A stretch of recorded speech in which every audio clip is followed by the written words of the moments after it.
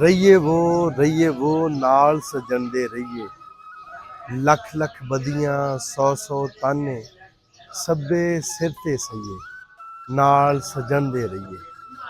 ਤੋੜੇ ਸਿਰ ਵੰਜੇ ਧੜ ਨਾਲੋਂ, ਤਾਂ ਵੀ ਹਾਲ ਨਾ ਕਹੀਏ, ਨਾਲ ਸਜਣ ਦੇ ਰਹੀਏ। ਕਹੇ ਹੁਸੈਨ ਫਕੀਰ ਨੁਮਾਣਾ, ਜਿਉਂਦੇ ਹੀ ਮਰ ਰਹੀਏ, ਨਾਲ ਸਜਣ ਦੇ ਰਹੀਏ। ਜੀ ਮਿੱਤਰੋ ਪਿਆਰੇ, ਮੈਂ ਤੁਹਾਡਾ ਆਪਣਾ ਆਬਜ਼ਿਆ ਤੇ ਤੁਸੀਂ ਸਾਡੇ ਨਾਲ ਜੁੜੇ ਹੋ ਵੇਖ ਪੰਜਾਬ ਟੀਵੀ ਦੇ ਰਾਹੀਂ। ਤੇ ਅੱਜ ਅਸੀਂ ਤੁਹਾਨੂੰ ਦਰਸ਼ਨ ਕਰਵਾਉਣ ਵਾਸਤੇ ਲੈ ਕੇ ਆਏ ਹਾਂ ਸ਼ਾਹ ਹੁਸੈਨ ਹੋਰਾਂ ਦੀ ਦਰਗਾਹ ਤੇ, ਜਿਹੜੇ ਇੱਕ ਬੜੇ ਹੀ ਸੁਰੀਲੇ ਜੇ ਸ਼ਾਇਰ ਵੀ ਹੋਏ ਨੇ ਤੇ ਬਜ਼ੁਰਗ ਇਹਨਾਂ ਦੀ ਹਸਤੀ ਜਿਹੜੀ ਹੈ ਉਹ ਇਹਨਾਂ ਦੀ ਤਵਾਰੀਖ ਦੇ ਵਿੱਚ ਜੋ ਇਹਨਾਂ ਦੇ ਬਾਰੇ ਲਿਖਿਆ ਹੈ, ਜਿੰਨਾ ਸੋਹਣਾ ਲਿਖਿਆ ਹੈ, ਉਹ ਸਾਰੀਆਂ ਗੱਲਾਂ ਅਸੀਂ ਤੁਹਾਡੇ ਨਾਲ ਸਾਂਝੀਆਂ ਕਰਾਂਗੇ। ਇਸ ਦਰਗਾਹ ਦੇ ਤੁਹਾਨੂੰ ਦਰਸ਼ਨ ਵੀ ਕਰਵਾਵਾਂਗੇ ਤੇ ਆਓ ਫਿਰ ਜੁੜੇ ਰਹੋ ਸਾਡੇ ਨਾਲ।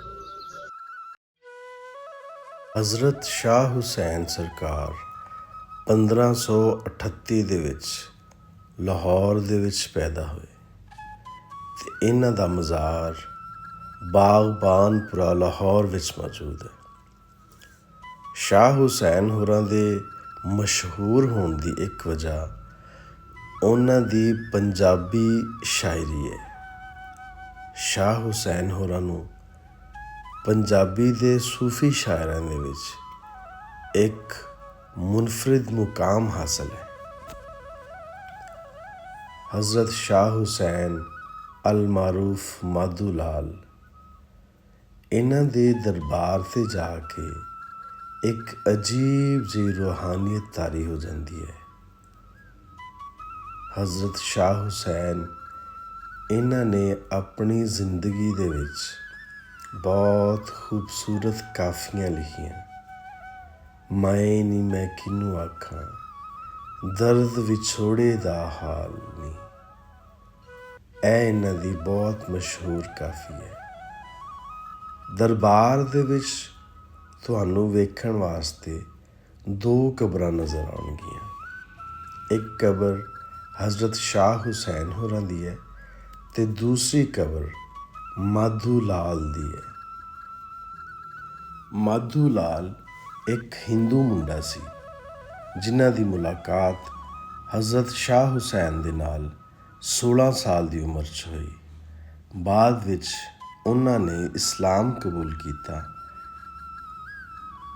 ਤੇ ਹਜ਼ਰਤ ਸ਼ਾਹ ਹੁਸੈਨ ਦੀ ਵਫਾਤ ਤੋਂ ਬਾਅਦ 48 ਸਾਲ ਆਪ ਦੀ ਗੱਦੀ 'ਤੇ ਬੈਠੇ। ਹਜ਼ਰਤ ਸ਼ਾਹ ਹੁਸੈਨ ਹੋਰਾਂ ਦੇ ਤਾਲੀਮਾਤ ਸਿਰਫ ਔਰ ਸਿਰਫ ਰੱਬ ਦੇ ਨਾਲ ਸੱਚੀ ਮੁਹੱਬਤ ਸੀ। ਉਹਨਾਂ ਨੇ ਆਪਣੀ ਸਾਰੀ ਹਯਾਤੀ ਰੱਬ ਦੀ ਮੁਹੱਬਤ, ਰੱਬ ਦੀ ਲੁਕਾਈ ਦੇ ਨਾਲ ਮੁਹੱਬਤ, ਪਿਆਰ, ਖਲੂਸ ਦਾ ਪੈਗਾਮ ਦਿੱਤਾ।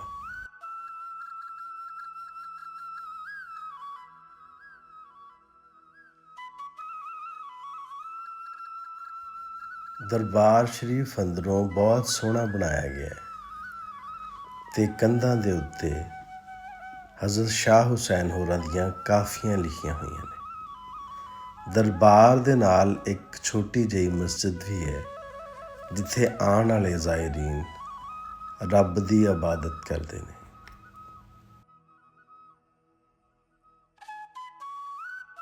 ਹਜ਼ਰਤ ਸ਼ਾਹ ਹੁਸੈਨ ਹੋਰਾਂ ਦੇ ਉਰਸ ਦੇ ਉੱਤੇ ਮੇਲਾ ਚਰਾਗਾਂ ਵੀ ਮਨਾਇਆ ਜਾਂਦਾ ਹੈ।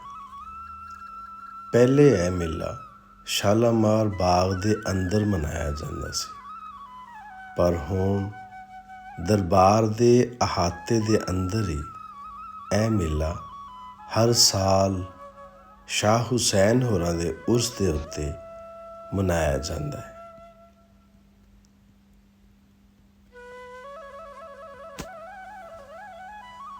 ਸ਼ਾਹ ਹੁਸੈਨ ਹੋਰਾਂ ਦੇ ਦਰਬਾਰ ਦੇ ਨਾਲ ਇੱਕ ਕਬਰਸਤਾਨ ਵੀ ਮੌਜੂਦ ਹੈ ਤੇ ਇਸ ਕਬਰਸਤਾਨ ਦੇ ਵਿੱਚ ਪੰਜਾਬੀ ਦੇ ਇੱਕ ਹੋਰ ਮਸ਼ਹੂਰ ਸ਼ਾਇਰ ਉਸਤਾਦ ਦਾਮਨ ਹੋਰਾਂ ਦੀ ਕਬਰ ਵੀ ਮੌਜੂਦ ਹੈ।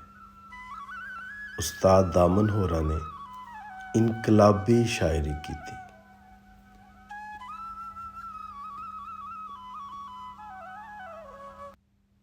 ਹਜ਼ਰਤ ਸ਼ਾਹ ਹੁਸੈਨ 1599 ਦੇ ਵਿੱਚ 61 ਸਾਲ ਦੀ ਉਮਰ ਦੇ ਵਿੱਚ ਐਸ ਦੁਨੀਆ ਫਾਨੀ ਤੋਂ ਚਲਾਣਾ ਕਰ ਗਏ। ਮਿੱਤਰੋ ਪਿਆਰਿਓ, ਜੇ ਵੀਡੀਓ ਵਧੀਆ ਲੱਗੀ ਹੈ ਤਾਂ ਕਮੈਂਟ ਬਾਕਸ ਵਿੱਚ ਕਮੈਂਟ ਕਰਕੇ ਜ਼ਰੂਰ ਦੱਸਿਆ ਜੀ। ਇਹਦੇ ਨਾਲ ਹੀ ਅੱਜ ਦੀ ਵੀਡੀਓ ਨੂੰ ਮੁਕਾਉਂਦੇ ਹਾਂ। ਆਪਣਾ ਤੇ ਆਪਣੇ ਆਲ ਦੁਆਲ ਦਾ ਰੱਖਿਆ ਜੀ ਢੇਰ ਸਾਰਾ ਖਿਆਲ। ਮੇਰਾ ਪਿਆਰ, ਮੇਰੀਆਂ ਮੁਹੱਬਤਾਂ ਤੁਹਾਡੇ ਸਾਰਿਆਂ ਦੇ ਨਾਲ।